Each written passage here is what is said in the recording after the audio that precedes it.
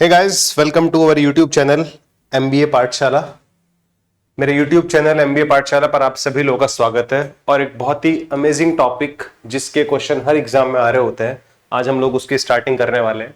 तो टॉपिक का नाम है बच्चे टाइम, स्पीड एंड डिस्टेंस। ठीक है, अगर हम बात करें कैट या अदर मैनेजमेंट एंट्रेंस एग्जाम की, तो टाइम, स्पीड, डिस्टेंस एक ऐसा टॉपिक है जिसके अर्थमेटिक वाले सेक्शन में मैक्सिमम क्वेश्चंस देखे जाते हैं। ठीक है, और ये चैप्टर बहुत ही इजी है। अगर आपको इसके कॉन्सेप्चुअल क्लैरिटी हो गई ना, तो आपके लिए चैप्टर बहुत ही इजी होने वाला है। मैं आपको पहले ही बता देता हूं। ठीक है, तो ये जो सेशन है हमारा इन सभी एग्जाम्स के लिए बहुत ही ज्यादा हेल्पफुल होने वाला है।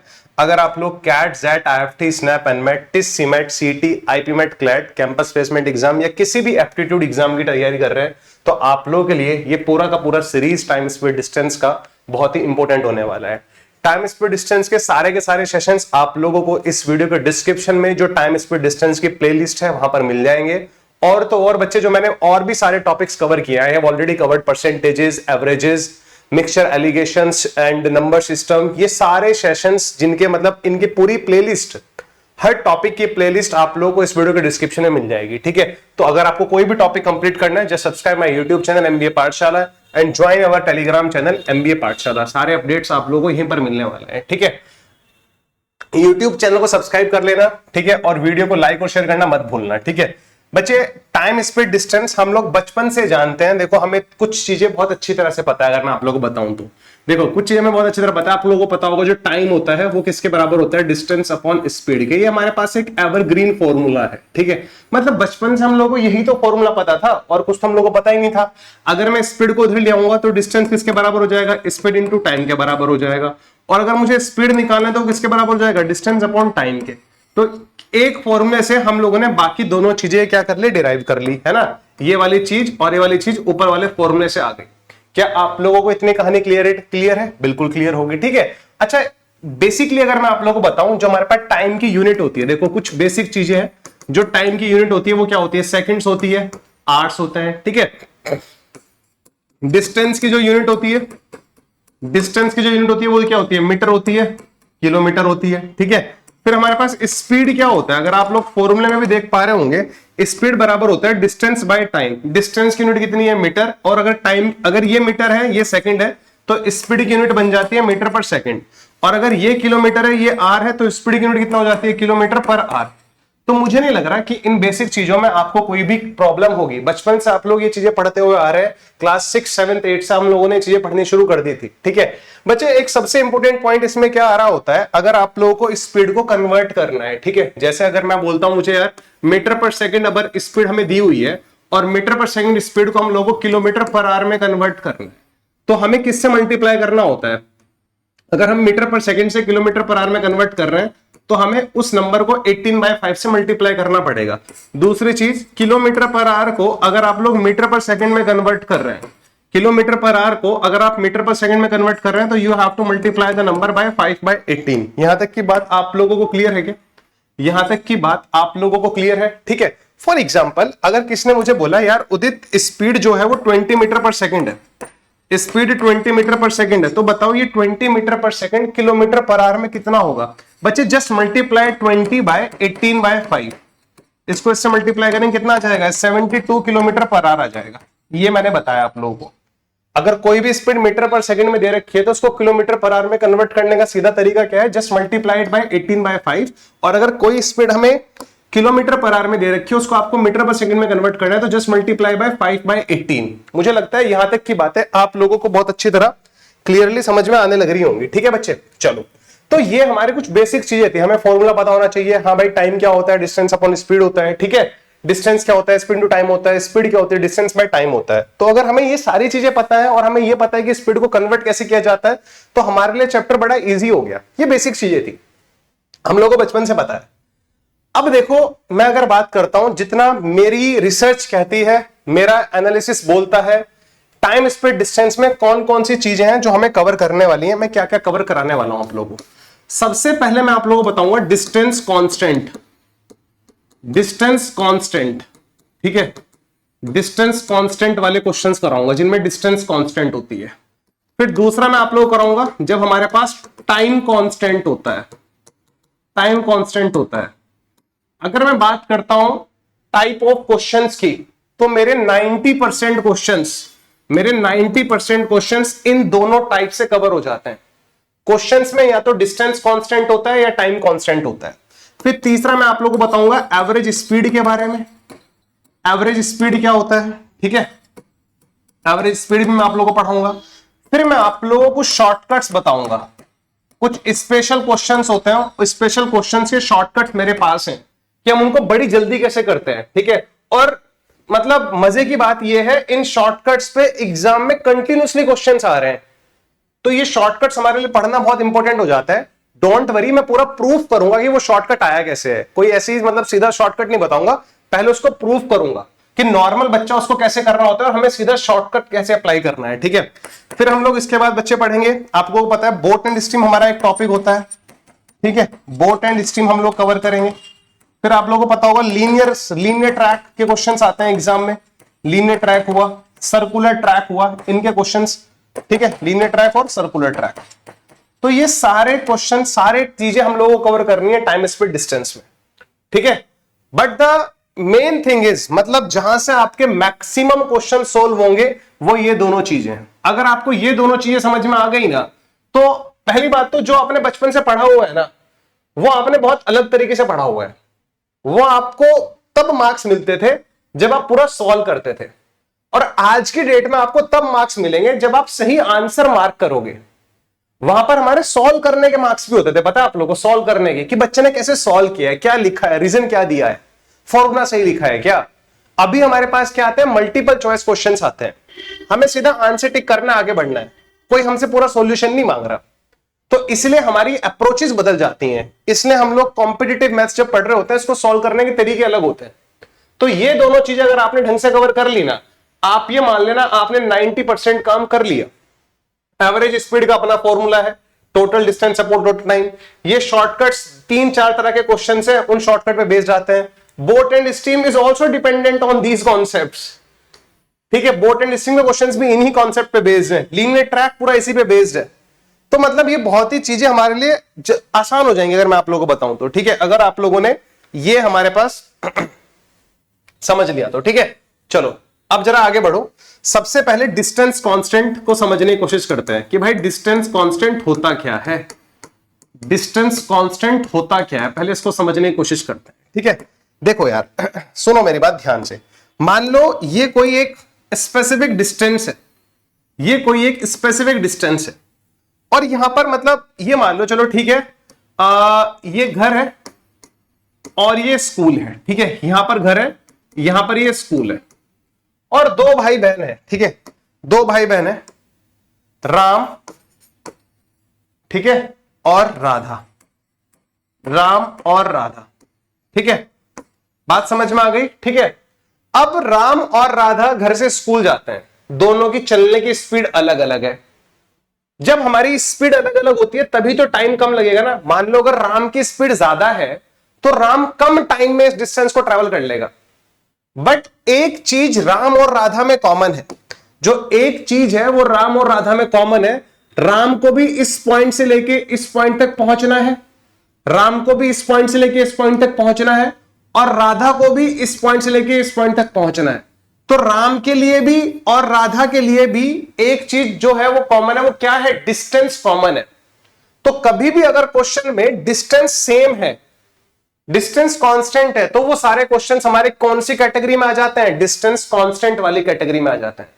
हो सकता है अभी आपको थोड़ा सा डाउट हो रहा हो, बट जब मैं आपको अलग अलग क्वेश्चन सॉल्व कराऊंगा डिस्टेंस कांस्टेंट के, तो आपके मन में क्लैरिटी हो जाएगी कि कौन से क्वेश्चंस डिस्टेंस कांस्टेंट अप्रोच पे बेस्ड होते हैं, ठीक है। चलो बच्चे, अभी हम लोग राम की स्पीड को मान लेते हैं। स्पीड ऑफ राम को मैंने मान लिया, स्पीड ऑफ राम SR, ठीक है।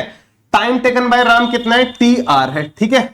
तो ये बात समझ में आने लग रही है क्या, राम की जो स्पीड है वो कितना है, SR है, और राम को यहां से यहां तक पहुंचने में जितना टाइम लगा वो T कैपिटल R है। राधा के डाटा को ना मैं स्मॉल r से डिनोट करूंगा, ध्यान से देखना। जैसे मैंने राम की स्पीड को S ऑफ कैपिटल R से डिनोट किया है ना, राम के टाइम को T ऑफ कैपिटल R से डिनोट किया है, तो ऐसे में राधा की स्पीड को किससे डिनोट करूंगा, स्मॉल r से। तो स्पीड ऑफ राधा कितना हो जाएगा, S of small r। Radha का टाइम कितना हो जाएगा, T ऑफ स्मॉल r। आप बोलोगे सर दोनों की डिस्टेंस सेम है, तो डिस्टेंस राम के लिए भी डी थी और राधा के लिए भी डी थी, हाँ या ना? ये बात आप लोगों को समझ में आती है? अभी मैंने आप लोगों को एक एवरग्रीन फॉर्मूला बताया था बच्चे, डिस्टेंस किसके बराबर होता है? स्पीड इंटू टाइम के बराबर होता है। कोई मुझे बताएगा राम ने कितना डिस्टेंस ट्रेवल किया? डी। राम की स्पीड कितनी थी? S of capital R. Distance बराबर speed into time, time taken by Ram कितना है? T of capital R. Distance covered by Radha, Radha ने भी यही डिस्टेंस कवर किया है। राधा की स्पीड कितनी है? S of small R. Radha को टाइम कितना लगा? टी ऑफ स्मॉल आर, हाँ या ना? क्या ये बात आप लोगों को अच्छी तरह समझ में आ गई क्या? अगर मैं इन दोनों इक्वेशंस को कंपेयर करता हूं, ये मेरी इक्वेशन 1 है, ये मेरी इक्वेशन 2 है, अगर मैं इन दोनों इक्वेशंस को कंपेयर करता हूं तो मैं देख रहा था डी दोनों जगह डी है, ये वैल्यू भी डी की है, ये वैल्यू भी डी की है और ये वैल्यू भी डी की है। तो फ्रॉम इक्वेशन 1 एंड 2 हम बोल सकते हैं ना, speed of Ram into time taken by Ram is equal to speed of Radha into time taken by Radha. यहां से आपको एक चीज समझ में आने लग रही होगी, speed of Ram upon speed of Radha बराबर आएगा time taken by Radha upon time taken by Ram. अगर यहां पर राम का स्पीड ऊपर लिखा गया है ना, तो उसका टाइम नीचे आने लग रहा है। आप थोड़ा ध्यान से देखो, अगर यहां पर राधा की स्पीड नीचे लिखी गई है ना, तो राधा का टाइम ऊपर आ रहा है। इसका मतलब यह है अगर डिस्टेंस कांस्टेंट होती है ना, तो स्पीड का जो रेशो है जस्ट उसका उल्टा कर दोगे तो टाइम का रेशो आ जाएगा। ये राम और राधा की स्पीड का रेशो है, राम और राधा की स्पीड के रेशो का जस्ट उल्टा कर दो तो उनके टाइम का रेशो आ जाएगा, राधा अपॉन राम आ गया इधर, हाँ या ना? ये देखो जरा ध्यान से, ठीक है? मतलब अगर स्पीड के रेशो का जस्ट उल्टा कर दोगे तो क्या आ जाएगा? टाइम का रेशो आ जाएगा। और बच्चे ये तो मतलब हमें पता भी होना चाहिए ना, अगर स्पीड बढ़ेगी तो टाइम कम लगेगा, टाइम ज्यादा लगेगा तो स्पीड कम हो गई, मतलब इनवर्सली प्रोपोर्शनल है। इसको हम लोग प्रोपोर्शनलिटी कॉन्सेप्ट भी बोल रहे होते हैं, पता है आप लोगों को? इसको हम लोग प्रोपोर्शनलिटी कॉन्सेप्ट भी बोल रहे होते हैं। ये छोटी सी बात है कि हाँ यार जब डिस्टेंस कांस्टेंट होती है, बट ये तभी एप्लीकेबल है जब डिस्टेंस कांस्टेंट होगी। ये तभी एप्लीकेबल है जब डिस्टेंस कांस्टेंट होगी। मतलब जब डिस्टेंस कांस्टेंट होगी ना, मतलब आपको सिर्फ ये याद रखना है, जब डिस्टेंस कांस्टेंट होगी ना बच्चे, जब डिस्टेंस कांस्टेंट होगी तो आपको याद रखना है speed is inversely proportional to time, that's it. आपको इतनी सी बात याद रखनी है कि स्पीड का जो रेशो होगा जस्ट उसका उल्टा कर दो तो टाइम का रेशो आ जाएगा। जो स्पीड है वो इनवर्सली प्रोपोर्शनल ओवर टाइम के। बोले तो हाँ या ना? Speed is inversely proportional to time when distance constant. ठीक है, यहां तक की बात आप लोगों को समझ में आ गई क्या? यहां तक की बात आप लोगों को समझ में आ गई क्या? जरा मुझे बताओ। Speed is inversely proportional to time when distance is constant. बस मैं यही यूज करूंगा और आपको लगेगा यार लिटरली ये क्वेश्चंस इतने इजी है। No need to use any variables guys, variable से बचना है। एक नई अप्रोच सीखनी है टाइम स्पीड डिस्टेंस के क्वेश्चन को सॉल्व करने की। दिमाग पे जोर लगाओगे ना तो नई चीजें सीख पाओगे। और अगर तुम अड़े पड़े हो नहीं यार मुझे तो अपने क्लास 6 के तरीके अच्छे लगते हैं, तो भैया क्लास 6 के एग्जाम क्लियर करोगे, फिर कैट क्लियर नहीं होगा, फिर other management entrance exam clear नहीं होंगे, फिर कोई कॉम्पिटिटिव एग्जाम क्लियर नहीं होगा। आपको क्या करना है, ये नई चीजें सीखनी पड़ेंगी यार, हम इनसे भाग नहीं सकते। ठीक है, चलो देखते हैं। अब जरा इसके बेसिस पर एक क्वेश्चन कवर करने की कोशिश करेंगे। हमें सिर्फ अभी तक हम लोगों ने इस चीज पे फोकस किया, जब डिस्टेंस कांस्टेंट होता है तो स्पीड इनवर्सली प्रोपोर्शनल होता है टाइम के, that's it. Speed inversely proportional होता है टाइम के, बस जो स्पीड का रेशो आएगा उसका जस्ट उल्टा कर दोगे तो टाइम का रेशो आ जाएगा। हमें इस चीज पे फोकस करना है। चलो बच्चे, अब हम देखते हैं जरा पहला क्वेश्चन। ठीक है, इसी कॉन्सेप्ट पे हम लोग पहला क्वेश्चन कहोगे सर सीधा क्वेश्चन पे चले गए। बिल्कुल, आपको क्वेश्चन करने के लिए रेडी किया है पहले, तभी क्वेश्चन पे गए।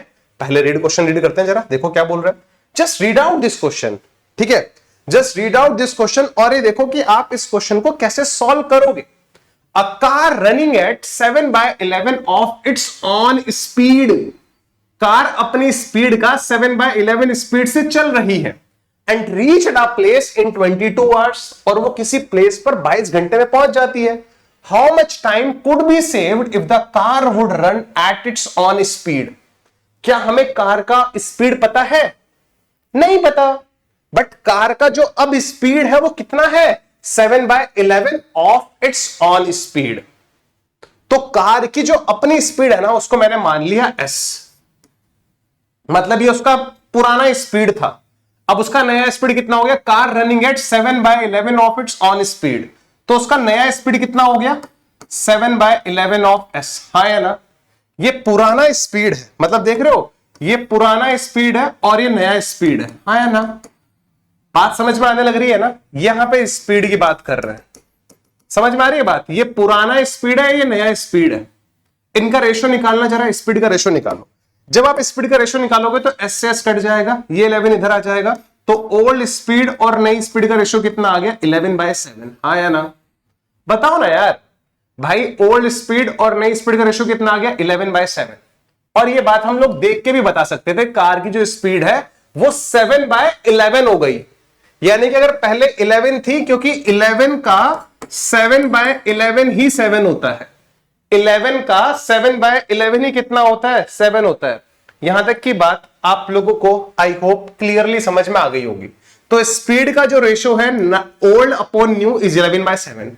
अच्छा बच्चे, अगर स्पीड का रेशो ये है तो टाइम का रेशो कितना होगा, स्पीड का रेशो ये है तो टाइम का रेशो कितना होगा 7:11 होगा। बहुत अच्छी, मतलब अभी तो बताया था मैंने, अभी तो बताया था, अगर स्पीड का रेशो 11:7 है तो टाइम का रेशो कितना हो जाएगा 7:11। आप बोलोगे सर बट क्यों, यहां पर कैसे पता लगा डिस्टेंस कांस्टेंट है। भाई हिडन मीनिंग निकालो क्वेश्चन का। Car running at 7/11 of its on speed reach the place in 22 hours, how much time could be saved if the car would run at its on speed. तो it means distance वही है, अब वो car उस distance को 7/11 of its on speed से cover कर रही है और 22 आवर्स ले रही है। तो बताओ अगर वो अपनी स्पीड से ट्रेवल करेगी तो कितना टाइम लेगी। तो डिस्टेंस तो वही है ना, डिस्टेंस कांस्टेंट है। जब डिस्टेंस कांस्टेंट होता है तो स्पीड के रेशो का उल्टा कर दो, स्पीड का रेशो ओल्ड बाय न्यू 11:7 था, तो टाइम का रेशो कितना हो गया 7:11 हो गया। आपको नया टाइम कितना दिया हुआ है 22 आवर्स दिया हुआ है ना, आपको नया टाइम कितना दिया हुआ है 22 आवर्स, और आपके रेशो में नया टाइम कितना है, देखो टाइम का रेशो ओल्ड टाइम 7 है रेशो में, नया टाइम 11 है रेशो में। इस 11 का वैल्यू अपने को कितना दिया हुआ है जरा बताना, इस 11 का वैल्यू अपने को कितना दिया हुआ है 22 आवर्स दिया हुआ है। यदि 11 का वैल्यू 22 आवर्स है तो रेशो के 1 का वैल्यू कितना आ जाएगा 2 आवर्स हो जाएगा, रेशो के 1 का वैल्यू कितना आ जाएगा 2 आवर्स हो जाएगा। तो उसका पुराना टाइम कितना था, रेशो का 1 2 के बराबर है, तो 7 कितने के बराबर होगा 14 आवर्स के बराबर होगा। 7 कितने के बराबर होगा 14 आवर्स के बराबर होगा, हाँ या ना।